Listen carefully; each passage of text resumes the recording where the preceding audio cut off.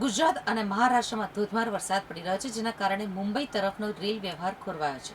તો સૌરાષ્ટ્રની નદીઓમાં પૂર જેવી સ્થિતિ સર્જાઈ છે, જ્યારે વીજપોલ ધરાશાયી થતાં અનેક વિસ્તારોમાં જનજીવન અસ્તવ્યસ્ત બન્યું છે.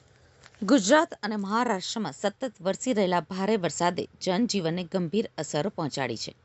મુંબઈ તરફ જતો રેલ વ્યવહાર લગભગ ઠપ થઈ ગયો છે. પાલઘર નજીક રેલવે ટ્રેક ઉપર પણ પાણી ભરાઈ જતા કર્ણાવતી એક્સપ્રેસ અને જોધપુર બાંદ્રા એક્સપ્રેસ સહિતની મહત્વની ટ્રેનોને વલસાડ અને વાપીથી જ પરત અમદાવાદ તરફ રવાના કરવામાં આવી છે. હવામાન વિભાગે મહારાષ્ટ્ર, ગુજરાતના 3 જિલ્લાઓ તેમજ 2 કેન્દ્રશાસિત પ્રદેશોમાં અત્યંત ભારે વરસાદની ચેતવણી જાહેર કરી છે. આગામી કલાકોમાં પણ ભારે વરસાદ ચાલુ રહેવાની શક્યતા વ્યક્ત કરવામાં આવી છે. સૌરાષ્ટ્રના અમરેલી જિલ્લાના રાજુલા તાલુકામાં ધાતરવડી નદીમાં આવેલા પૂરના કારણે વડ ગામનો સુરક્ષા પાળો તૂટી ગયો છે, જેના કારણે ગામના અનેક ઘરોને નુકસાન થવાની અને ધરાશાયી થવાની ભીતિ સર્જાઈ છે. તો સ્થાનિક તંત્ર સતત પરિસ્થિતિ ઉપર નજર રાખી રહ્યું છે.